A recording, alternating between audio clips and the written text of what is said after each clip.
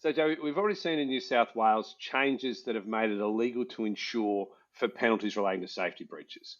We know WA's passed similar laws which will come into effect, and it was went to Parliament in Victoria not long ago. What's actually going to happen now for people who are prosecuted? The issue now, and this is one of the first changes that governments have made in relation to this space that actually makes a massive amount of sense to me. Because if we're going to put penalties in place, and the OHS laws are such that there are fines and there are jail penalties, courts are going to be very loath to throw too many people in jail, so they're going to throw up a penalty. But if you're insuring against that penalty, if there's the ability to buy an insurance that then covers that cost, then there's not that much of an incentive to do so. So by taking away that capacity to insure against a penalty is great. What we're finding is in the last couple of prosecutions that I've been involved in for clients that incidents occurred prior to our involvement, we tend to find that it's a lot around training at the moment. It's about training and being seen to have trained, and it's particularly around that induction piece to be able to show that when the new worker started, that I trained them, I showed them what to do, I monitored their competency, then finally assessed that competency and then allowed them to work on their own. That's the problem, and that's one of the things that we're going to be made to make sure that we're doing. We know the law says we've got to do all that is reasonably practicable, and we've got to do that, and we've got to show that we did what we did. The good thing about this change is that if I don't do it, it's on me. So I now need to, largely put up or shut up. If I'm going to be running a business, if I'm going to be running processes that are working in a potentially hazardous environment, then I've got to be confident that I'm putting in place all the things that I could reasonably do. Okay. So, Jay, I see it, when I look through a lot of the prosecutions, it talks about an employer failing to have a safe workplace. What does that actually mean? It's primarily about having a safe system of work. It's about having processes in place that ensure that, as far as practicable, you remove the risk of injury. Now, there are always going to be hazards in a workplace. We can't work without there being a hazard. We've all crossed the road. Crossing the road is a hazard, right? But we put risk control measures in place, like traffic lights or pedestrian crossings, or all of these types of things. A safe workplace is a workplace that is free from the potential of harm.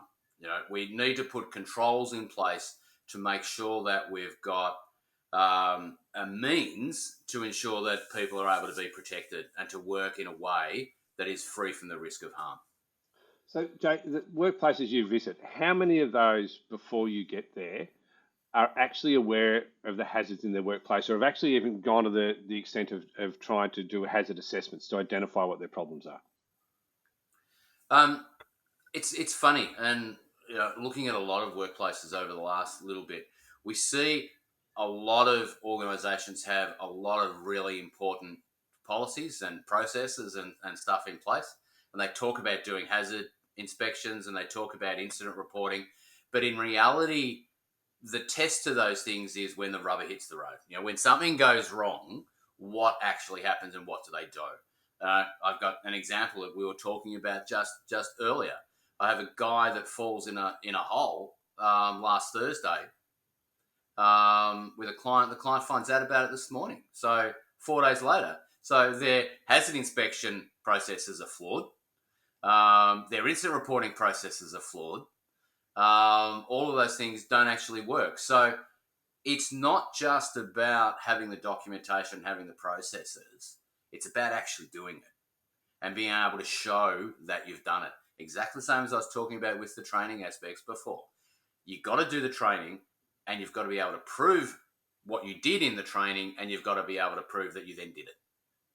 Exactly the same with incident reporting, with hazard identification, with risk control. Fine to have the fancy folder sitting on the desk or the exciting database system, but you got to do it. So, Jake, given that we're probably in a changing position in safety in Australia now, whereby people need to take it, not that they haven't taken it seriously, but take it a bit more seriously. What's their first step? If you're an employer out there at the moment, whether you're big or small, given these changes that have happened, and we extrapolate, they'll probably happen in other states based on what's happening around the country at the moment. What is the first step? The first step is about consultation with your employees and all of the rest of the stakeholders in your business. And from there, it's developing a system that is sustainable. And that system is about having mechanisms to control the processes. No employee needs to go in day one and develop a great, massive, wordy, voluminous series of policies and processes. Identify the issues and address those issues as we go. So the first part of the process is to ask questions. Ask questions internally around your business and observe it. Identify what those issues are through those observations and fix them, right? And then develop processes that ensure that continues on. It's kind of that simple. Right? So don't create solutions to problems that you don't know exist yet. But that's your starting point. If that's where you're starting on day one, talk to your people, ask questions, identify the issues, fix them. And how important is that senior management engagement in this process? It's vital in the current environment. And depending on the size of the organisation, depends how senior that management is. But it's all about being seen to be doing the right thing, knowing that it's an expectation of the organisation, that the organisation believes that we are going to do these things, we are going to have these controls in place, we are going to have these discussions. It needs to be known within the organisation that if I report an issue, I'm reporting it for the purposes of, and it'll be taken as being for the purpose of improvement rather than a complaint. What we see in the past is people don't report incidents, people don't report hazards because they're worried that they're going to get in trouble for it. We need that senior management approach to be delivering the message that I'm comfortable that I'm learning stuff as we go. I'm comfortable that we're aware of things. And again, the only reason I'm investigating an issue or asking questions about something is because I'm looking to improve it and make sure it doesn't recur. So, Jay, that if we look at standards out there, which some organisations go trying to achieve, I mean, I think the current one, and I'm not the safety guy, is ISO 45001. Correct. Sitting on my desk at the moment, Simon. There we go. Good.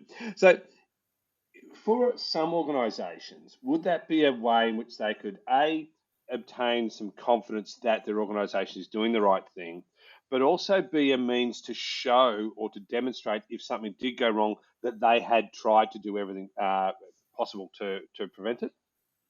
The short answer to that is yes. And depending on the level of implementation of 45001, for example, depends on the complexity of your organisation. There's no doubt that that's the standard and that's what you measure against. But the sole trader bricklayer that hires two labourers and is doing stuff really doesn't need to go to the extent of developing a system that complies with those standards. They need to be managing the issues as they arise, and they can have a simplified system that works with that addresses the issues that they have. There is no doubt that there is a level of additional comfort when you are measuring your processes and your system against a recognised standard, but whether or not you need to depends on the complexity of your organisation. Okay, so from our end, Jay, a little bit of shameless self-promotion here. We've developed an offering for some of the smaller employers around safety called Light Protect. What sort of things could that provide to clients that would assist them in this situation? Surprisingly, that delivers exactly what I was talking about before. It delivers those issues of that review of the workplace, identifies what those issues are, will deliver those initial policies that will deal with the issues that are of concern within the workplace and provide that level of comfort. Then with that oversight piece, where that same product has us going back and doing that hazard review as that outside set of eyes, gives that additional level, should give that additional level of comfort to the business owner, that they're doing the right thing and it's being reviewed regularly by someone else that doesn't have, the emotional connection to getting that job done. So, Jay, obviously, doing regular inspections is important. Making sure you're going through it at set points in time and assessing the hazards and making sure things have been addressed and there's nothing new. But if an organisation changes something drastically, should that be a trigger to do an assessment at that point in time? There's a whole bunch of reasons why you would trigger an assessment, right? It might be regular, and I'm comfortable with the regular inspection. And remember, the most important part about these regular inspections is not just the inspection itself, but the recording of what you find, the recording of the evidencing that you actually did it. But equally, in the event that something significantly changes, it is incumbent on the people making the change that they do that assessment and they monitor it over time. Equally, if there's a significant incident or a significant hazard identified as part of the process, then you would want to do those inspections more regularly to review and monitor the effect of any changes that you make going forward. Now, Jay, I'm a big fan of a list and a checklist, but you once spoke to me about the issues that having a checklist approach to a hazard assessment can cause. The problem with a list is that you can tend to just look at what's on the list, and that is the potentially the problem. A list's important as a guide to part of the process, but really the list needs to be such that it is open. It's a bit like the old interviewing technique of asking open-ended questions. If your list is an open-ended list, and that you can identify issues, and it creates a process in such a way as to make you look at things with an open mind, then you're far better off. But the problem, as you say, the problem with a list can be that then that's all you look at. You just look at what's on the list. It becomes a tick and flick exercise. People can do it, and we know that often we go in and when we review what's going on in an organisation, we often find circumstances where the list's just been ticked off and they probably haven't even gone and looked at it. Okay. So, Jay, first, probably the medium to larger employers, what sort of benefits can safety software bring to this process? One of the benefits is that it creates a record, right? One is that there's a record, there's a basic repository of all of the documentation that you want. Can provide you with reminders of when things need to be updated. So it can be an assistance in that regard where it'll generate the need for review. And all of your processes end up in the same place. So if we want to go looking for them down the track, then we can find them. In the event of a disaster, a lot of these documentation and processes will be kept off-site or in a cloud environment. So you can refer back to it later, and it won't have been destroyed in the event that worst case scenario might occur. So the benefits there are that largely, as I said, that it can assist to drive review, and becomes that one-stop shop for all of your information. So, Jay, based on what you're seeing out there at the moment, what is the biggest mistake that employers are making in relation to safety? I think, and this might sound contra-indicative, but I think one of the biggest mistakes people are making is to just overcomplicate the whole thing. Where people are so focused sometimes on their system, on their processes, that they actually forget about what's happening on the ground. So deal with the issues as they exist. I said earlier, don't create a massive system if your processes are limited. Deal with the issues as you need to. Don't overcomplicate it. Overcomplicating it ends up in a situation where you spend all your time managing the system and managing the process and not actually looking at the reality of what happens on the ground. Never, ever take your eyes off what's happening in the business. And that will happen if you overcomplicate the system and become more focused on ticking boxes and filling in forms than you are about seeing what's actually going on in your business. So, Alex, having come out of CG, you've probably got a bit more insight into what went on there than most people in the industry. Though we've all, love to speculate and gossip and rumours do run amok. But could you go back? So I know there was obviously a lot of discussion about this internally. What was the reason behind CGU's decision to hand in their license in Victoria? So I'll keep it pretty short and sweet. But the reason that was articulated to the wider group was that the actual CG didn't see the agency model as something that they could leverage, I suppose, their core capabilities towards, and it didn't really align with the way the business was going.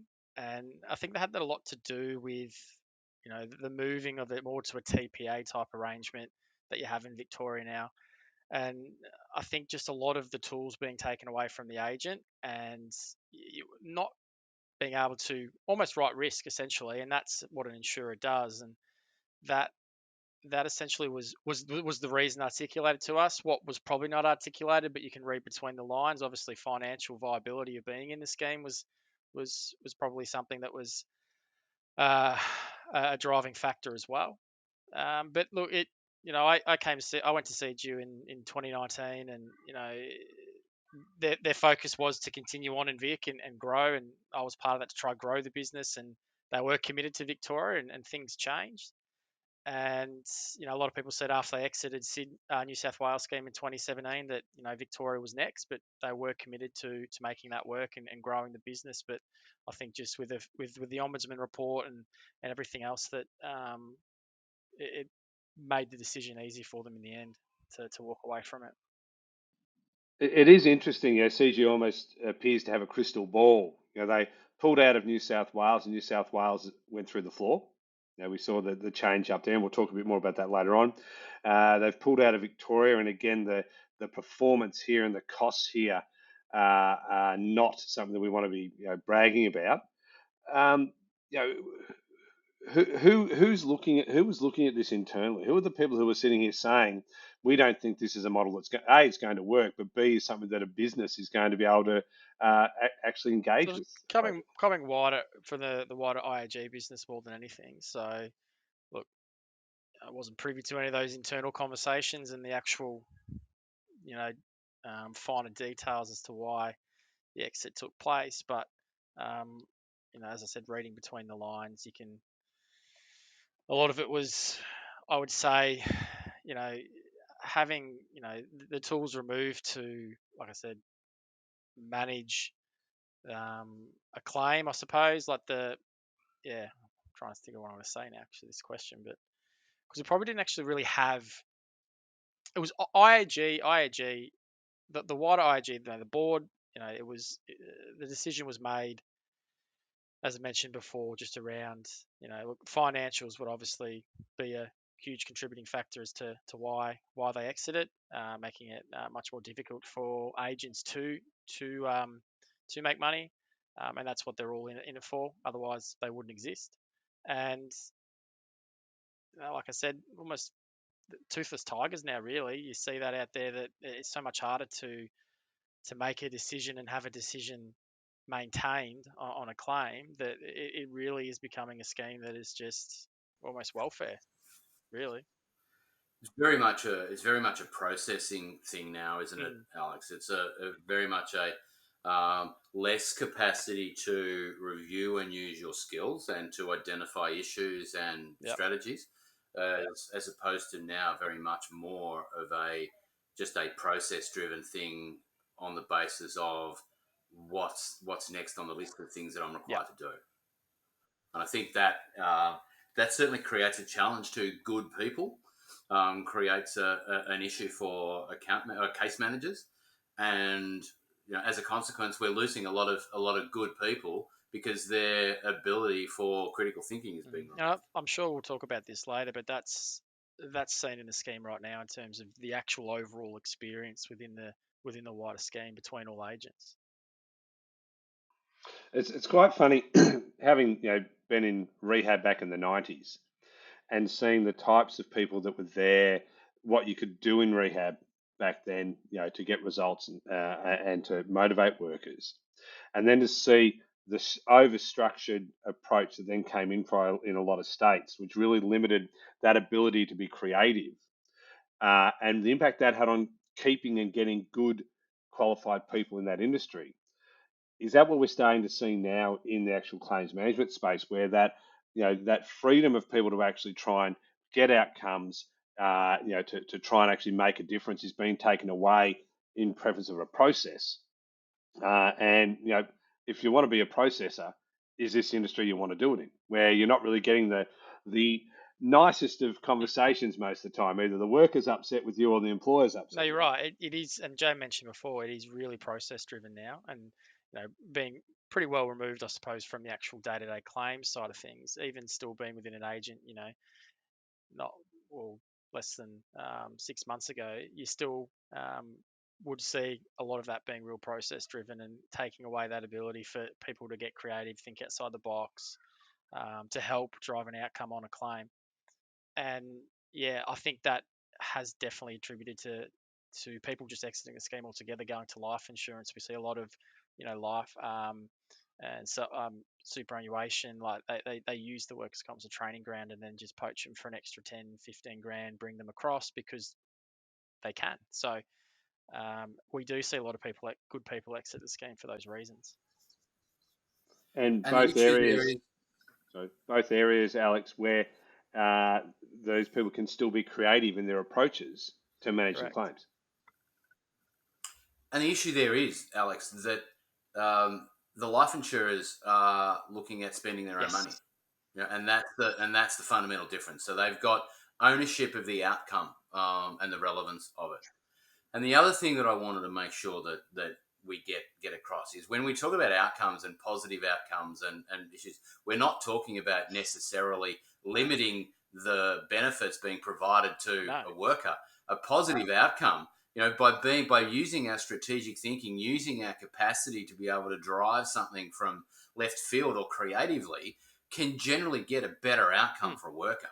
And that's ultimately what this should be about. Should be about worker comes to us broken, we get them fixed, get them better, get them back into work, back to at least where they were before. That's what we should be aiming to do. And you can do that creatively. You don't do that by painting by numbers. And It's that's interesting, Jay. You talked about how in that life space, it's the insurer's own money. One of the comments, I love quoting Greg McCarthy's white paper. I think it's one of the best things that was written in the last 5 to 10 years, and relatively ignored by the industry, which is incredible. But he actually stated partnerships only work when both parties share the risk and the return. The risk of the claims liability is enormous compared with the risk that agents face. So if that agent is spending money and there's no liability associated with that, how is that going to affect their motivation or their motivation to achieve something different? Then, well, I made the payment. That's a measure in the scheme. And if I make the payments within, what is it, Alex, 24 hours or 5 days, whatever it is, my company makes money. As opposed to, should I have made that payment? Which is the question that every insurance company will be asking. Yeah. And I know they've moved away from more of those.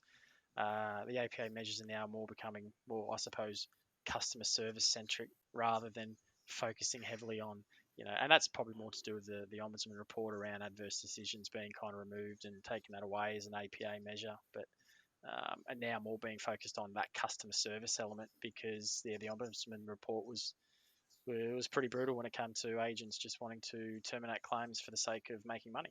That is one of those things that you might find when all you look at are the adverse Correct. decisions. You are going to find negative. And I think that from memory, they were adverse decisions that were complained about. So I think the actual makeup was majority or nearly all complaints. They were all were complaints, and at least in the first sample, a lot of those were complaints made directly to her. So I Yeah, like to think, if I questioned a whole lot of Collingwood supporters and asked them what they thought of Carlton, they'd probably all tell me it was horrible. So, and they were the worst team in the league. So therefore, if I only survey Collingwood supporters, then I would think that Carlton is the worst team in the league, and that's basically what she's Yeah. done. She's asked people who are unhappy, and a very small number of people who are all Yeah. biased, which doesn't help. So, Alex, but again, on that point, that was the brief. She delivered on her brief. she did, and made a lot of statements that wouldn't be backed up by statistics. But that's the Different ability in that role. different issue. Yep. Different issue. So, Jake, Alex, what did the exit look like at CGU? Client handovers, staff movement, staff exit. Look, I was heavily part of the project team to move it out. In terms of the liaising with WorkSafe, it was really good. We feel that the handover process that we were able to do was pretty smooth, considering the circumstances. It was a large market share to move, so 20% to move to be split between the other 4 agents. It was relatively smooth. Where we had the difficulties was case managers jumping ship early. Just a bit uncertain whether they were going to be able to get a role when everyone was jumping ship. So there was a lot of holes to fill and a lot of people taking on a lot of work and additional work to make sure that we handed it over as best we could when we were there at CGU. Now we were allowed to, we're given the flexibility to go to larger clients and allow them to choose a preference to avoid, when the freeze is up, when WorkSafe, relinquish the market freeze, that you don't have a mass exodus of clients moving because they went to an agent they didn't choose, especially that larger corporate end of CGU's book. But all in all, the handover process was quite well. All the other agents were good to liaise with as well. We didn't have any issues with that in terms of doing handovers. What happened post that is out of our hands. So when they went to the agent, we can't comment on, I've got to stop saying we, but I'm no longer at CGU, but CGU handed over to each of the agents, and what happened post that was out of CGU's hands. So that was how each individual agent managed the transition in process. And I don't doubt there would have been some that slipped through the cracks, probably in particular that small to medium size that did need the love and attention may have slipped through the cracks. So, how has this impacted on other agents? Look, they were given plenty of time, I suppose, to staff and resource. The problem they had is that there was never going to be, each agent's already got vacancies prior to CGU exiting the scheme. I think the problem they had is that there was quite a bit of spillage from CGU staff exiting the scheme altogether and going, like we mentioned before, going into life, going into superannuation, leaving insurance completely and doing anything. And there's always been those gaps at each of the agents. They're finding it hard to fill. And then to make matters worse, everyone was working remotely as well. So all this kind of, snowballed into the perfect storm. And I think a lot of them struggled with the onboarding process because of those factors. And it's the staff shortage across the scheme, experience across the scheme. A lot of them are bringing in people off the street and trying to train them up, but it is a lot to learn. And yeah, we're finding that and hearing that from our employers at the moment out there. Turnover has been an issue in the industry for a long Yep. time. I think if we go back to 2007, 2008, turnover was about 29%. We've also seen over the time when GIO exited the market, when QB exited the market, that people move, but then there's a lot of turnover following that where people perhaps end up at agents they weren't necessarily happy with. What do you think the next 12 months is going to look like, or what has it already looked like since CGU exited? There's a lot of poaching from what I'm seeing, between the agents. So you have agent A, an individual. So I'll start again. You have an individual that's left CGU and gone to agent A and was promised all these, promised the world, I suppose. And then within the first 3 months, they're this is not what I signed up for. And it could be a whole range of reasons. It could be technical issues from just the systems issues that one agent may have, for example, or workload. They were promised a certain workload, and that wasn't the case when they got there. And that's not, that's the snowball effect of just the vacancies in the scheme and each individual having to take on more work. And they then get a tap on the shoulder from agent B that says, come over here, we'll pay you an extra 10 grand and you'll have a caseload of this, and they leave. So there's a lot of bouncing around between the agents, and seeing that a lot at the moment. Whether that settles down or not, only time will tell. It's hard to really say. And yeah, it doesn't really strike it as an appealing sector to jump into when there's so much negative noise around the whole scheme, and that's the ombudsman report, and it's always got bad publicity and bad press. I don't think, if you're sitting there looking at something as your next career opportunity, it's not really a real sexy option to come in and do work cover. And that's where they're probably finding not getting the applicants as well, and the quality of applicants, because a lot of it, and we've spoken about this a lot when we speak to clients, and Jay's mentioned this a few times, you don't actually need to know the answer, you just need to know where to get it. So it's really having those customer focused operators that are there that will answer the phone and return phone calls or return emails within 24, 48 hours. And maybe that quality is not there at the moment. I think we saw in New South Wales when they went to the one agent model, in 2018, that a lot of people they were expecting to move from agents didn't move, whether the other agents kept them in, as a cost-saving measure and redeployed them. But there are a lot of new people that came into the scheme down there, and that adversely impacted outcomes. Is one of the issues. Are we going to see that here? Because I know you already talked about they're trying to bring new people in. There's a lot of people that we know that are 6 months, under 12 months in the roles. Will that adversely impact outcomes? I believe so, yes. I think that what we'll see is, and I think we're starting to see it with some employers that we are speaking to, missed opportunities to get outcomes on claims. And that is only going to adversely affect each individual employer's bottom line when it comes to their workers' comp premium each year. So I do, yeah. I think that it is going to be a bit of an issue in the scheme ongoing, that the knowledge gap is going to be a bit too much. One of the things that we're also finding a lot of is that it's given an opportunity to a lot of agents, and I think it's pretty much every agent I've heard this from, and I warned them all before the CGU exit that I didn't want to hear it. Was every agent says, because of the CGU exit, we're really busy at the moment, right? And it's just constant, and it's, in reality, it's the job that you've got to do, and it's not on the individual case managers. I do not have an issue with the individual case manager, but the organisation. If the organisation needs to have, it's on the organisation. If the organisation needs more people to get the job done, then it's incumbent on the organisation to employ more people. Yes, that might cut into their profit margins, but if you're going to do the job, you got to have the people to do it, or do what CGU did and get out. And look, in speaking to all agents, some have done that better than others in terms of they've over-resourced, and I think they saw this coming, and they have over-resourced for that exact reason, while others haven't, and still have some that, yes, they're trying to do it now, and they've got almost, they're training new case managers up, but it takes some time to train them up and get them on the floor to be able to actually do the job. Yeah, you're right.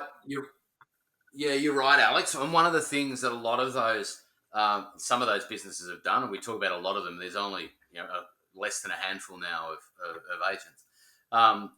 We know that some have taken that let's just ramp up approach, which is just not the way to do, because you're coming from behind then and you're trying to catch up, and you're desperately clamoring to try and catch up to where you're meant to be. You constantly get more stakeholders, and heaven forbid that the people that fund the scheme, like the employers, start to get frustrated by not getting the responses to the things that they need, like reimbursements of comp, like those sorts of discussions that you might want to have. People then get frustrated by constantly, as Simon said earlier, hearing bad news stories from people and getting negative feedback the whole time, so they get out. So that just perpetuates the problem again. So it is a very difficult process. It is, and really To difficult. your point before, Jay. Sorry, to your point before, Jay, about the excuses coming out about, it's because of CG's exodus. If I'm an injured worker and I'm waiting for my claims manager to approve my surgery, right? If I'm that injured worker's employer and I'm waiting on the claims manager to approve their surgery, both from a perspective that'll get this person back to work. Do I care why you're not doing it? Do I care that you've got this excuse, or do I just expect that you will get this done because that's what you're being paid to do? So are you telling me that right now I can't do my job because of some other thing? And if that some other thing is that I'm really busy because we've got more work to do, Simon, if you and I pick up an extra 10 clients tomorrow, right, and our workload is such that it is excessive, I can tell you exactly what we will do tomorrow. We will go and hire some more people to service those clients that we've engaged to do the job. So, it's that simple. It is incumbent on those agents to employ more people. If they can't get them, then you've got to do something else to attract them. If that's pay them more money, give them different benefits, do whatever. But it is on the agents to have the staff to do the job. Yep, and you're right. And it's clear that, quite a few of them are under-resourced, and I think a lot of them just thought that the CGU staff would prop up the gaps across all 4 agents, and that just wasn't the case because they didn't really pre-plan that not everyone was going to remain within workers' comp and move to each of the 4 agents. And they made the process nice and easy for each individual. It was an expression of interest, which was all great. But then I heard that the expression of interest came into a bit of a more detailed process where there was then interviews and second and third interviews and a more structured process, which is fine because that's just an agent doing their due diligence. So it was, I think a lot of the agents were a bit misguided, thinking, hey, look, we'll just get the CGU exit, get the staff in, they'll fill in the gaps, and we'll still just have our own vacancies and we'll be okay. And that just wasn't the case. And they're playing catch up now. It is absolutely evident to me that we need good people in this scheme, right? Without good people in the scheme, you're not going to have good outcomes. But I reckon if you survey a whole bunch of grade 4 kids and you ask them, what do you want to be when you grow up? You're going to get astronaut, fireman, policeman. You're going to get all these things. I will give you, Alex, $1,000 if you can find me the kid unsolicited that says, I want to be a workers' comp person. I want more than 1,000 because I won't be able to find it. So, guys, one of the things that a lot of our clients have been frustrated about in the last 12 months, and a lot of our own staff have been frustrated about, is having a lot of trouble getting a hold of case managers. And a lot of that we put down to the fact that these case managers are at home now, so we can't just make a phone call into a hub where if Alex, you sit next to me, you can take that phone call. When you see me get off the phone call, you can tap me on the shoulder and say, hey, Jay just tried to call you. Can you call him straight back? So we're losing that ability, that engagement. We also don't have a team leader who's able to effectively hear what's going on in the team. What are agents at the moment? What's their thoughts in relation to returning people to the office? Is there a plan? Not aware if there's actually a plan. I know they do want to get them back in as soon as possible. I don't think they'll ever be back in 5 days a week. I think those days are gone. 2, 3. I think they do want case managers in there more often than not. In terms of an actual structure plan, I haven't spoken to any that have a structure plan. If they do, I haven't spoken to any that have addressed that with me. But I know they do want to get them back in. What about? And I think that's to alleviate some of those things you mentioned before, around, because if there's so many things that can happen if someone takes a phone call and it's not getting in the hub and you can't sitting within the team. You might get distracted on your next call. if you're in the office, you're writing on a sticky note, you walk it up, you put it on their desk. Hey, this person call them back. Can't do that at home. Important point there. I know when I was an account manager, when you were an account manager, there was a lot of you'd literally just go downstairs at Allianz or Geo, wherever we were, and go to the claims room and say, "Hey, the client's called me. This hasn't been done," and you could actually stay there until it was done. Correct, because you could work with them, because you could provide that assistance to them as well, and you could really speak to the case manager and show how it's affecting the employer as well. It's a lot harder to do that nowadays, and it's because of, I imagine from that account management space that, they can probably attest to that it is difficult to actually liaise with teams in regards to getting someone on the phone because you can't get them on the Teams, or there's a system issue or whatever it may be. And it depends how urgent the matter is. If it's something that needs to be done now, or it's an urgent matter, you can't go down and have that face-to-face interaction with someone. So how much harder is, so we know it's harder to get a hold of case managers for employers, workers, ourselves. How much harder is it for an account manager to get a hold of a case manager these days? Well, I think they would have the benefit of, if they're all operating off a Teams or something platform, that would help, having that instant messenger type platform. But no, I can't comment on that, to be honest. Okay. Jay, any Yeah, comments on what you've seen? I may play the devil's advocate a little bit here. There's no doubt that in some circumstances it is more difficult, and exactly as Alex was saying, the post-it note scenario, the overhearing things in the background, the general sharing of stuff, then that is a massive difficulty. But I do find that some people are using this as an excuse at the moment as well, to find an easy way out of, rather than going and dealing with the issue there and then. It's providing an opportunity to take that bit longer to get back to someone. It's a bit, I'll have to see what I can do. I'll have to see when they're online. I'll have to see when, all of those things are popping up as excuses at the moment that I don't think necessarily are. Yeah, and I think I agree with that. And then there is a lot of things that are at play when it comes to system issues, and some agents are having a more difficult time than others in transitioning to the remote working. Even still, even in our space at the moment, just trying to contact a case manager via the phone, they won't be able to answer, but they'll email back and they'll say, look, we're actually having some phone issues at the moment.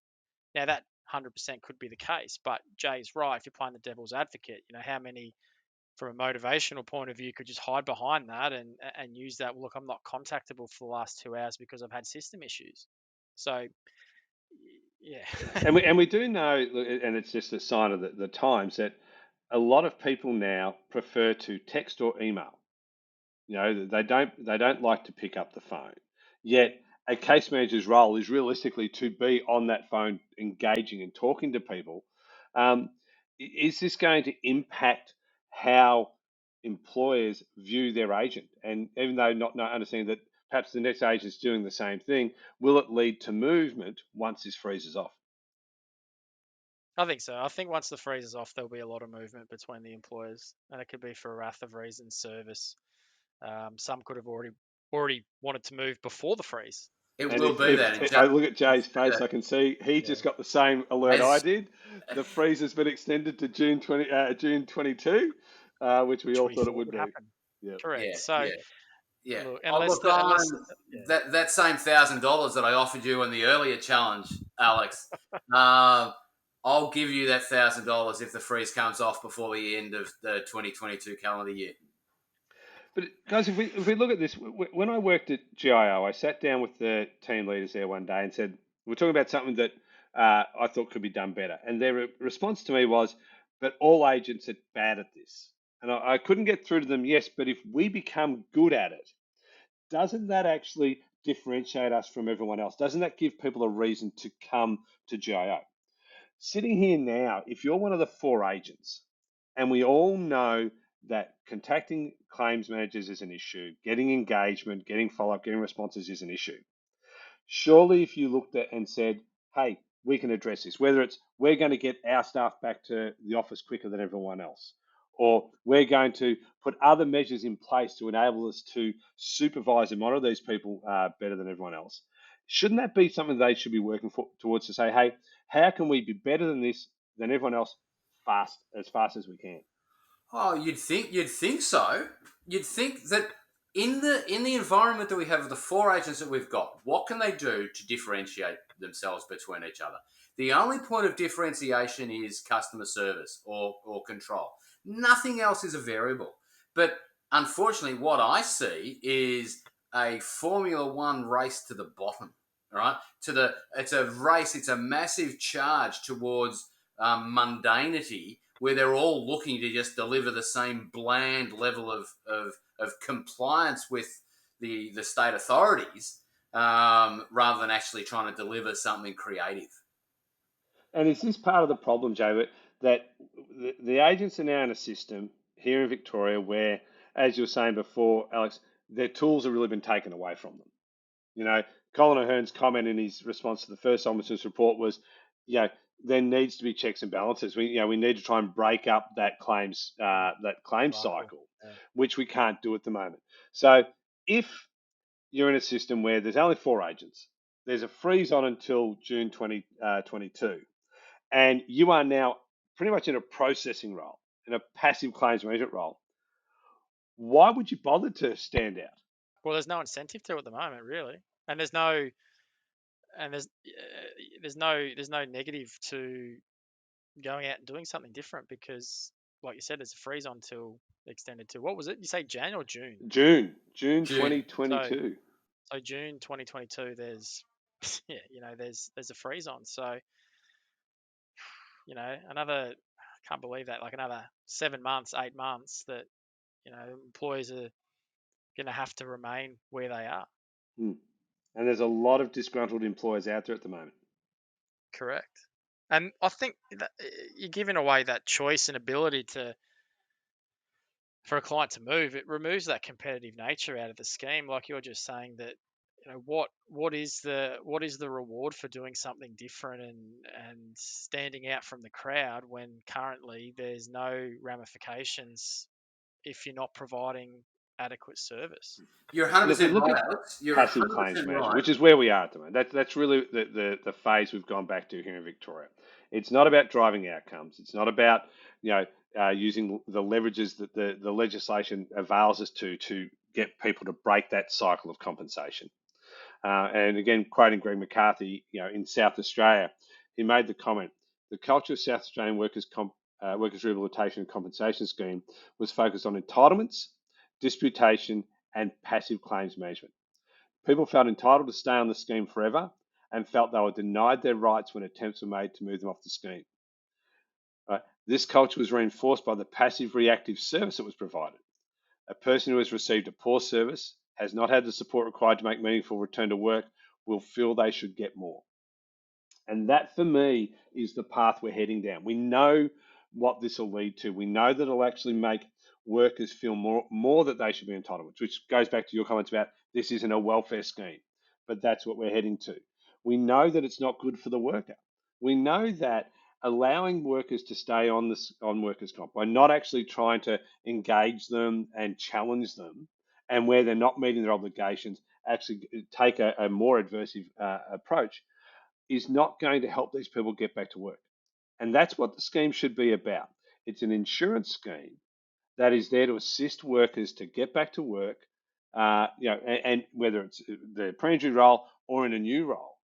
And that is not going to happen if people are allowed to sit there on benefits and we focus on a 130-week termination saying, well, you've got a capacity. We've known that for 18 months now, but couldn't do anything about it. But now we can cut you off. Alex is 100% right that innovation is lacking in the scheme at the moment. And we know that innovation comes at a cost and it comes at a risk. Yep. So, by changing what you've always done comes at the risk of failure. So why would I, 1, risk failure, and 2, risk a cost if there's no benefit to my innovation? So why would I get creative? Why would I try and do things in a better, more responsive way? Why would I try and get better outcomes for a worker, and consequently better outcomes for the scheme and then better outcomes for the state, if there's nothing in it for me, I just do as I'm told. So, Jay, that's interesting because you look at Alex Colling, article back in 2013 said that as a country we are failing to innovate. We're failing to do anything, different. And what we have seen from some of the schemes, the two largest schemes, Victoria and New South Wales in recent times, is the things they have done actually haven't helped. We look at, I was talking the other day to someone about the mobile case manager, which I think is a great initiative, meant to be there to help on difficult claims. But the directive from WorkSafe was it stops at 12 weeks. Isn't that when a claim starts to really get difficult, when they're not back at work at 12 weeks? So let's not do rehab. Let's try and cut down that cost by putting this person in who the actuality was we'd often find couldn't get out to see the worker for 3 or 4 weeks. So we're already losing time and traction there. And then we get to 12 weeks. It's all too hard. The person's still not back at work. Well, my job's finished at 12 weeks. Now go and get rehab to fix it. That just doesn't make sense. New South Wales trying to go to an algorithm that is going to tell you how people are going to react, go to one agent to take out, which takes out competition and the need to service people, where your mantra is we're trying to improve the customer experience. So yes, agree. Innovation, is something we should be focused on, but we also have to have a bit of a think about, well, if we're innovating, are we innovating the right way? And there's a lot of work that's been done overseas, Canada, England, on these topics that we're still not listening to here, that we're still not applying here. The stuff is 10 years old. Why? Yeah. Yep. Yep. We lack innovation. And the system that we have, particularly in Victoria, the process of having a structured paint by numbers approach to claims management in Victoria doesn't limit the ability to innovate. It actually prevents and destroys any desire to innovate. Yep. That probably goes back to that mobile case manager at 12 weeks. Like you said, the claim is probably more at its most difficult point at 12 weeks if the worker's not back. But that, I suppose, is probably going back to the measures, getting a worker back by a certain period of time. And if it's not back, then there's no incentive there. So we'll use that resource on another claim at 0 weeks, rather than when the employer probably actually really needs them at 12 weeks, because that's a pivotal time, because they're not back at work. You really need to drive, otherwise you lose them. So how is this current approach, this passive approach, impacting on claims durations? Definitely extending them, but I think that's also got to do with also the nature of the claims that are coming through nowadays. A lot more claims now are mental health related, whether it be whether it be a actual site claim or mental health claim or secondary site claim as well. I think they are also really contributing to the duration of claims. Is that the claims we're getting now compared to 10, 15 years ago are a lot more complex than what claims were when we were going on about that RSI was the big problem. It is now secondary psych and the mental health component that is playing a big contributing factor to durations. Yeah, I think nationally, Alex, the mental health claims are around 8 to 9%. I think Victoria is closer to 14 to 16%, and predicting that sometime next 10 years will be up around 34% of all claims will be mental health related. Well, I don't doubt that the actual pandemic as well is contributing to this as well. So people taking this would be a bit of a snowballing effect, and I think would be getting, I suppose, clouded into claims as well. What about employer engagement? How is this passive approach impacting on employers? Interest in the scheme itself, but interest in getting people back to work if nothing that they're doing is really going to have an impact. It's starting to get to the point now of employers starting to get frustrated, and employers start to just think that the whole thing's sort of armed against me. I've got no capacity to contribute to this thing. I've got no capacity to be engaged in the process, and it is frustrating for employers to be able to go down that path. And it kind of makes sense where if you've got no control over your own destiny, and it's a significant cost to your business, and it makes it quite difficult, and it absolutely limits employment.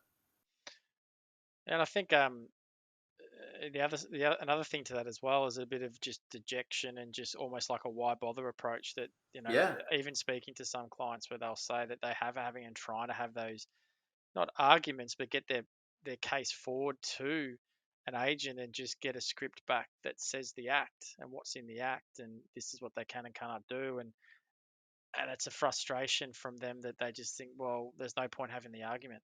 Well, and I hear more often than I'd like, oh, but because of the ombudsman's report, or because of this, we can't make an adverse decision, or it's harder to make an adverse decision. That again, that's the sort of stuff that is obviously being directed by WorkSafe. Again, the agents don't just turn around one day and decide we're not going to try and get outcomes that make us money. The focus now, if those outcomes don't make as much money, and we're hearing a lot of feedback from the scheme that the focus is more about those satisfaction measures than what they used to be. And as we've said a number of times about New South Wales, this is not about trying to make people happy. Insurance is about making people whole. Yeah, so I think that a lot of it now as well is, and look, it's been talking about for a long time that it isn't it's an injured workers scheme, and it'd be interesting to see, and we're not going to know or probably be given the information that what are those specific measures changed and look like. I'm removed from an agent now. They would have changed again this year, and a lot of it you hear is around that customer service element, but I think a lot of it is heavily weighted to injured worker satisfaction. That's the frustration that employees have, is that it is injured worker satisfaction, and an employer's complaint can go so far. Yeah, it may go to the account manager, may reach its way to the GM, and now they can't threaten to move their business because they can't. But if an injured worker makes a complaint, they've got so many more avenues to make a lot more noise than what an employer can if they've got a problem. So they can, all the channels they can use, ombudsman, whatever they want, and go to WorkSafe even as Alex, well. how much weight is put from a remuneration perspective for an agent? How much weight is there on the employer satisfaction survey? God, I couldn't answer that question, but I feel like, and this could be 100% wrong, but I feel like, and from what I would understand and roughly know, that I feel like it'd be more heavily weighted to the injured worker. My recollection is that it's actually zero. It's actually not included in the performance measures at all, or in the remuneration measures at least. Yeah, and that's from my time with the agents. That's what I remember too. That there was remuneration associated with keeping the workers happy. There was no remuneration associated with keeping the employers happy, because theoretically they could move. Yeah. And that's how they express their dissatisfaction. But we're in an environment now where, what will it be? Over 2 years since an employer has been able to move by the time we hit June 2022? Yep, it will be. Well, to be fair, an employer can move. If the relationship is broken down to the point where it's no longer workable, an employer can move. The only issue now is that you've got to apply to WorkSafe. You can't just do it automatically. So let's remember that we can, and the agent's going to be told what they've done wrong, and that's going to go to WorkSafe. So let's remember, yes, what is frozen is the employer's unquestioned right to move. That's what's been frozen. You can still move, but you are at the behest of WorkSafe, but you can still move. Yep. But I guess it's a lot harder, Jay. There are little things that annoy us and add up to go, we want to move, may not be enough for WorkSafe to say, yes, we're happy for you to move. No, so what it's now doing is ensuring that disharmony is escalated. So I think now you really got to have a timeline, and over a certain period of time, just document the issues that you've had. Not like, as you said, Simon, you can't have a couple of issues and say, hey, I want to move now. You got to really document and put together a bit of a timeline about what's gone wrong. Have they fixed it? No, yes. As it hampered us financially, like those, there's some of the commentary that WorkSafe would want to see before they made a decision to move a client. And looking at this, what we've done here too is predicate that the insurer is in charge of these outcomes, which when we talk to a lot of our new clients, that's the mode they've been in, that they're guided and sort of everything dependent on what the insurer is doing. I guess, this is a time where employers need to go and have a good hard look at what they're doing. What are they doing from the safety side of things? What are they doing from the moment they're aware that there's an issue, whether a claim has been lodged or not, to engage the worker, keep them engaged in that workplace, and work effectively with their treaters to keep them there or return them as quickly as possible. Yeah. Yep. So I say a lot of the time that the first position of any scheme, if we were a private insurance company here in Victoria, your first thing is you need to be funded. And the government looks at you every year to ensure that you have enough money to pay the claims. That's where they come from. If we look at Victoria at the moment, as much as they're saying we're funded, I think the last 6 months report had us at 127% funded, but we're 145% the year before. Over the last 3 years, we've gone from 2.8 billion in claims costs to 4.5 billion to 6.4 billion. I think it was something ridiculous, like a $3 billion loss this year. The government has put in 550 million, where it wasn't that long ago. Remember, the government was trying to take money out of the scheme because it was performing so well. So how long, at the rate we're going, the passive claims management that we're seeing, the reluctance to take any adverse action towards a worker, how long until the scheme loses its current surplus? No, Simon, let's simplify this. Let's make this even simpler. All right. Let's look at it as a household, right? And I've got my household, and I've got my household bills, and I've got my household income, right? And if my household income is 147% of my expenses, I'm doing okay. All right. Happy days. Right. Then the next year, my household income is only 127% of my expenses. I go, well, hang on. This is not good, right? Something's been a problem here. So, and if I'm a little bit proactive, I look at and I forecast it out, and I go, well, I've reduced by about 27% over the previous years. So that means that next year I'm only going to have as much income as my expenses. So let's hope my expenses don't go up, because I'm going to have not enough money to pay my bills, right? Then if I look at the year after, if that trend continues, I'm going to be in real trouble. So what I need to do is trim my cloth, right? I need to do things in a different way. I need to do one of two things. I need to reduce my expenditure or increase my income. That's in my house, right? We're still in my house. So the scheme is exactly the same. If I translate that to the scheme, I either have to reduce benefits, right, which nobody really wants to do, right? Restrict benefits to only those people that are entitled to it is probably a very sensible option, or increase premiums. Now, if I increase premium, that is an employment reducing strategy, right? It is growth limiting, and we'll end up in a situation where it is more expensive to operate in Victoria, so I'm likely to go somewhere else, right? We know the economic processes of that. So you're right. On that basis, in 2 years' time, we won't have any money.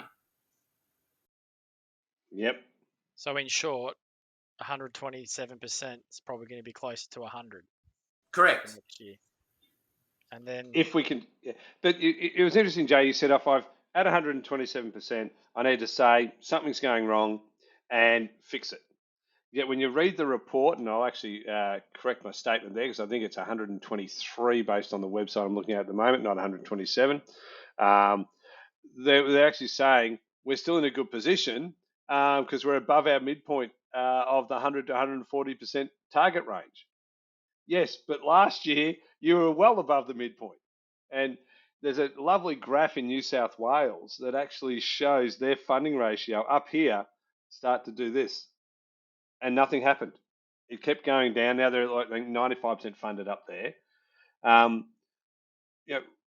When will WorkSafe or the government turn around and say, we have to do something drastic to change our approach to claims management, or we go back to where we were in the early 2000s, where we were in a couple of $1 billion deficit. Here's one for you, and you guys, and this is not a dig at age, but got a lot more life experience than me. When's the next election? What happens if Dan Andrews and the Labor Party don't actually get re-elected? Do you think that the actual work cover scheme would be put under the microscope if Liberal were elected? No. No? No, to be honest, I don't think that. I do not believe that will be the first thing that they address. And remember, it takes a fair bit of time for a government, so the politicians, the elected officials within the government, to get into and change the mindset and fundamental process of the bureaucrats. Right, so that won't change. So it's the change of the it's the change of the mindset within the government departments that has to occur, and that is a slower thing than just a change of government. It might eventually, but it'll be 18 months before that occurs. Yeah, so I think the next Victorian election is November next year. So we've got all of that, and then we've got what? If they are time for them to identify it as a problem, give that another 12 months. Time for them to come up with some radical way of fixing it, give that another 2 years. So we're 4 years down the track. If we're losing billions of dollars out of the scheme every year, what position are we at that point in time? And if we look at Victoria in the early 2000s, South Australia, New South Wales in 2015, when they all made radical changes to the benefits of workers, none of that was in the favour of these injured workers. So we saw 3 schemes go back into surplus overnight by doing one thing, taking away the benefits of the people the scheme was meant to service. And that's all on the back of, in my opinion, a failure to actually manage these claims well enough. Greg McCarthy's statement, they were a passive approach to claims management, and that will never get results. So if we're doing that here, we'll talk in a minute about how New South Wales is still not turning around their performance. What is the hope for these schemes? And my big thing is privatisation. Would these schemes be performing as badly if the likes of GIO, Allianz, QBE, CGU were actually on risk and running the claims themselves? You're right, Simon. But there's a fundamental problem in that as well, because we are if you've got people with their own money on the line, the insurers that are doing that sort of stuff. If we create a situation where the rules are being created by the legislators, unless you get legislation that is manageable and designed to have a feasible ongoing scheme, then that's not going to work either. If you look at the ACT process, we know there's one of the reasons there's very limited industry in the ACT is that their workers' comp costs are so ridiculously high. So you've got to balance that stuff out. So you've got to have a decent piece of legislation to enable it to be sustainable. True, but Joe, if we look at it, you go back to 2018. The scheme in New South Wales was well funded. Now they're not. Go back to Victoria. In 17-18, we weren't doing too badly. We were pretty much covering our costs.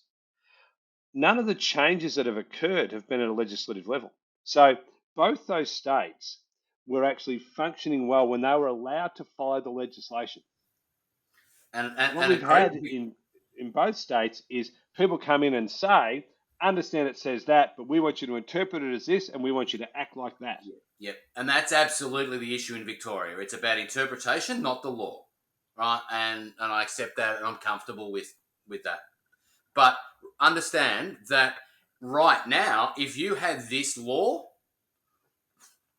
would an underwriter want to write the business? And if they did, at what cost would they'd write it? But it might be for dollar. But in those circumstances, would it be affordable to industry within Victoria if an underwriter came in and was able to quote it at whatever they wanted. Interesting competition. If you talk to a lot of people, they believe bringing competition in, so privatisation, would actually reduce costs by about 25% overnight. You look at the CTP scheme in South Australia and the savings that were made there. So they privatised it. The insurers had to keep it at a certain level for a number of years. The first year they were able to write it themselves. I think they saved something like $80 million. Drivers saved $80 million across the board. So privatisation brings competition. And that's, as much as we can move between agents here, there's no competition on price. There's no ability for those individual agents, as we were saying before, to really do anything innovative, because they're already, whether they're making money or not is a toss of a couple of claims sometimes. So if it's an insurer, they can actually invest, knowing that when they invest in the right ways, they're going to reap the reward, not the scheme itself. You're right. These are the difficulties that we have. And we know that with the one individual scheme, certainly in Victoria at the moment, is that there are no alternative premium structures that might enable an employer to be innovative and to work with their insurer, claims manager, whatever it might be, like a burner or in a risk states, like the processes you've got in New South Wales, where you're able to back yourself. You're able to back yourself to the point of saying, I'm going to manage these things in a better way, and if I get it right, it's going to cost me less. If I get it wrong, it's going to cost me more. But it's up to the employer to want to back themselves, or it should be up to the employer, that if they are prepared to do that and they can afford it, then that's what they should do. Obviously, you can self-insure, but we're talking about the extreme organisation that can do that. There should be the opportunity. We know that the legislation since 1985 under the what used to be the new act for me, but is now the middle act, from the old act to the new act to the newer act since. There's always been the capacity in that legislation to increase your to increase your excess. But it was never enacted because they could never actually work out a way to do it. So, for some employers, they could have increased their excess, and it was under the legislation. I just needed to be identified as to how they would do that, the rules by WorkSafe. But yeah, you could have set a $10,000 deductible and reap, warn the cost of that, reap the premium benefit.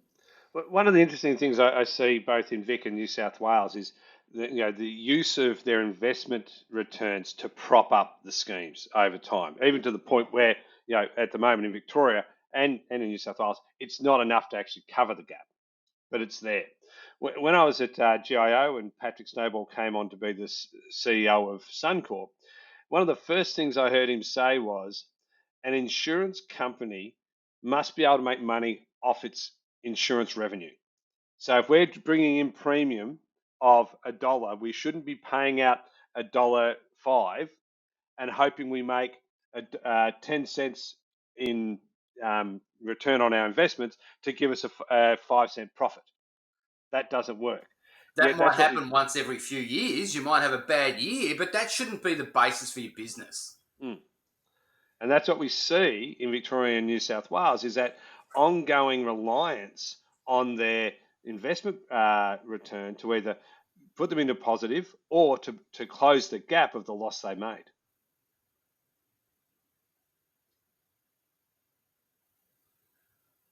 Profound, Simon. Thank you, mate. Thank you. So here's the question, guys. Go back, as I said before, we had, I'll find the right numbers here. Let's get straight to move his dog. Yeah. So 2017, 2018, 2.8 billion. 2018, 2019, 4.5 billion. 2019, 2020, 6.4 billion. That's the claims expenses in Victoria. Yeah. When we finally get the data for 2021, what's that figure going to be? Let's start a pool. I reckon it's in excess of 8 billion. It'll have a 9. Out of 9? Well, here's a question. Here's an issue. Given the amount of business that is not operating in Victoria at the moment, it may be less because there are less workers working to have injuries, to have claims. Mm-hmm. But then So, the counteract to that is what Simon mentioned before, that the claims that we are getting are worse claims as well. correct. So the claims that we're getting are higher cost compared to your physical type injuries. So because they're anything that's got that complexity of mental health certainly increases the cost on a claim. So, we could look at another sizable increase again. So, but also, what about the claims that are already open, where the Victoria took that approach that if you were put off work, stood down from work, we would pay you 100% of your comp. Yeah. Plus, we had the people come up to 130 weeks, right? We're going to pay you an additional 6 months. So those costs have to go somewhere. So we've now got people. So if Alex and I were at work and I'm on comp and Alex isn't, and I'm working my full hours, but I'm on comp and Alex is just working, and we were both stood down, Alex got, what was it, his $1,500 a fortnight. I got my full comp. So now I am benefiting from being on workers' compensation, which is never meant to have been the purpose of the scheme. Correct. It's about compensation. It's not about all these other things. It's about compensation for your loss. And being made whole. Yeah, that's all it's about. It's not whole plus 2. It's whole.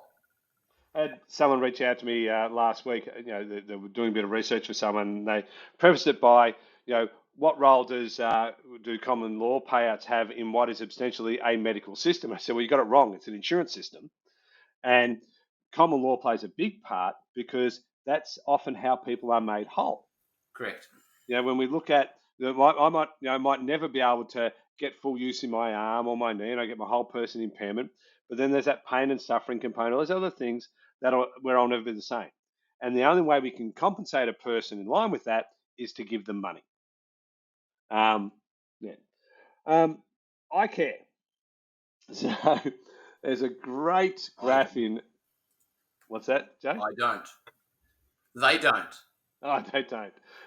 So I care. Look, I care has probably had a lot more negative publicity than the rest of the country, and ironically, they're actually performing. Well, last stats I had, they were performing better than Victoria from a claims expense. So their last claims expense was 3.99, so call it 4 billion, where we were well in the sixes, right? But no one's come and done this big deep dive and to go, hey, Victoria's no longer profitable. They're eating into their surplus, right? Hopefully, we're not seeing the same misactions of senior people down here that we were seeing at ICANN, and I doubt we would have been, because there are a lot of allegations made that seem to have a component of truth to them, and there's been a lot of turnover up there. But if we're looking at ICANN, we actually can see, and I've got a nice little table here, December 2017, so the last month before they changed the scheme. So 1 January 2018, they went to this new whiz-bang system. 4-week return to work rate, 75%. 13-week, 86%. 26-week, 90%. They're pretty good stats, right? Fast forward to October 2019, 4-week is 60% or 59%. 13-week, 73. 26-week, 79. Come to now. So there's been a whole lot of things. We're focused. We're going to fix it. We're going to change it. But what we're hearing a lot is more about what they're doing internally. All these initiatives they want to do. June 2021, 4-week return to work rate is only 64% against the previous 75. 13-week is only 78 against the previous 86. And 26% week is only 84% versus the previous 90%. So what are we, 3 years, almost 4 years down the track now, and they are still not achieving the return to work rates that the scheme was achieving under the old system. So what is the cost going to be of this change that a lot of us in the industry said didn't need to happen? Yeah. goes back to what we were talking about before. Innovation is essential, but we probably have to look at what we're trying to innovate. And if we're trying to bring in a computer system that's going to tell us what's going to happen on a claim to do with people, we're probably looking in the wrong direction. And if we're going to go to one agent, which we saw happen in South Australia and not work, and then try and replicate that in New South Wales with the comments at the time, but we'll monitor it better so it'll work. We'll do it in a bigger environment. We'll do it in a bigger, it didn't work in a smaller economy like South Australia, so let's try it in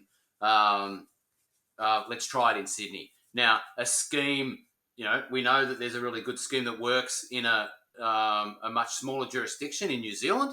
That works, but it hasn't got that balancing of different stakeholders in it as different levels of government as the New South Wales one goes.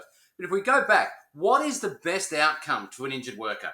Alex goes to work tomorrow, falls over, sprains his ankle. What's the best outcome for him? Is it to give him $50, or is it to get him back to work doing what he was doing before? Clearly, a return to work and taking you back to where you were is the better outcome. Have they delivered that? But no, you're right, Jay. Getting the worker back, it's good for them and it's good for the employer, and that's what people seem to be missing in here. That allowing the worker to sit off for an extended period of time is not good for them. From a physical injury, we know that the longer they're off, the more likely they are to end up with a secondary psych condition. And if they have a secondary psych condition, they're already in that position. And we know that if people with depression, anxiety, which are the predominant claims we see for mental injury, are off, if they withdraw, which is one of their symptoms, the more they withdraw from society, the more they withdraw from work, the less likely they are to return. So this whole thing of putting people off work and allowing them to stay there is not good for them. And if we have schemes that don't provide the agents with tools to address that, we're doing a disservice to the worker. Let's look at what's happened with iCare though. So we've gone to this new WizBank system. Not only have there been all the allegations made about people at iCare, but the system hasn't worked. So what is the reputational damage to iCare throughout all this? Can we trust? They've got a lot of work to do to get us to trust the people at iCare now. That's a big ask. But can we trust that what they're telling us they're going to do is actually going to get us back to those measures that we saw 3 years ago before any changes were made? Yeah, it's hard to trust considering like the whole setting it up, and workers' comp is, I suppose, a line of insurance, but looking at it through the lens of any other line of insurance, whether it be a motor or liability policies, how they were kind of looking at it through their systems, which just doesn't work. You can't predict how a claim is going to go, and an algorithm's never going to be able to predict how a claim would go. It can give you some approximately what would happen on a claim, but it can't definitively tell you what's going to happen. So having something like that doesn't and wouldn't fill me with confidence that it would improve. And that can be seen, obviously, and then you're talking about the one provider, and that changed pretty quickly when noise was made, and now we have a whole raft of providers coming in under a TPA arrangement. Now, my belief was that they had to adhere to iCare's model, but I think there has been some leniencies in that they can get a little bit creative in what they do. Hopefully that can change, but then if that happens, we're just going down the path how the scheme once was anyway, when it was performing. So if it does, and they allow the creativity of the agents under that scheme, then maybe, yes, it can improve. Yeah. So we're in a position in New South Wales where they were, I think, close to 140% funded. Now they're borderline. They're, depending on where you see, it's either 95% or it's 101. What has the impact again of these changes been? And more importantly, what's happened to the welfare of these injured workers who we know are now off work for longer, which will expose them to those same issues that we talked about, chances of developing secondary psych. We also know that they can end up putting on weight, which can impact on their ability to recover, impact on surgery. That's right. If they're not getting the right treatment, then yeah, if they those factors definitely come into play, which is going to inhibit the likelihood of getting a successful return to work, which means the costs towards the scheme are going to continually to skyrocket, and self-funding's not going to be possible. So, final point there, not a question to ask. My opinion, any government-funded scheme has to start with one overarching aim. They must be funded. It's got to pay for itself. Yep, got to pay for itself, because if it's not funded, how do we deliver the services that the scheme says it'll deliver? Simon, that's not just a government-funded scheme. That's any scheme for anything. If I want to create, if I want to open a milk bar on the corner, I've got to make more money than I spend. Yep. So if we have systems at the moment that seem more focused on trying to make people happy than they are worrying about the financial viability of the schemes, are they doomed to fail? If you take your eyes off the financial viability of the scheme, yes. It is absolutely vital to manage to your economic ability. You've got to manage within the limits that you have. We can't all go out and buy that $8 million mansion up the street, right? We can't do that unless we've got the money to pay for it. So there's a review that's just been completed in Victoria of the agent model. Now, we obviously, we put in response to that. And one of the things that we kept coming back to was exactly this fact that the first thing that needs to happen is we need to make sure the scheme is funded. What do you think is going to be the outcome of that? Because this review was off the back of the two ombudsman's reports. So do you think this is going to come back saying we need to focus on making sure the scheme is funded and everything flows from that? And yes, we have to try and get good outcomes for workers and look after them. But in reality, what we saw was a minority presented by the ombudsman. As we've referred to as outliers. There are people who may have been disentitled who should have been, but there are people, and we see it all the time, getting paid who shouldn't have been. So if that's the case, should we change the scheme based on those two outliers? The issue we've got is, are they going to see this when they do this review? Because I notice there's a lot of injured workers putting their 2 cents in, which they're entitled to do. But they're also probably not coming from the fact of, if the scheme isn't funded, I don't get anything. And if I make it too expensive to employ in Victoria, I'm not going to employ in Victoria. And that's not to say that we should violate workers' rights just to get more employment. That's not anywhere near what any of us are saying. But maybe you've got to consider yourself in the position of reviewing what those reasonable benefit levels are, and you've got to make sure that you're in a position where you are ensuring that only those workers entitled to those benefits are getting them.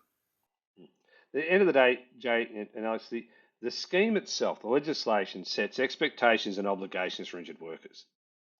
The agents working the scheme should be allowed to hold workers accountable against those expectations and obligations.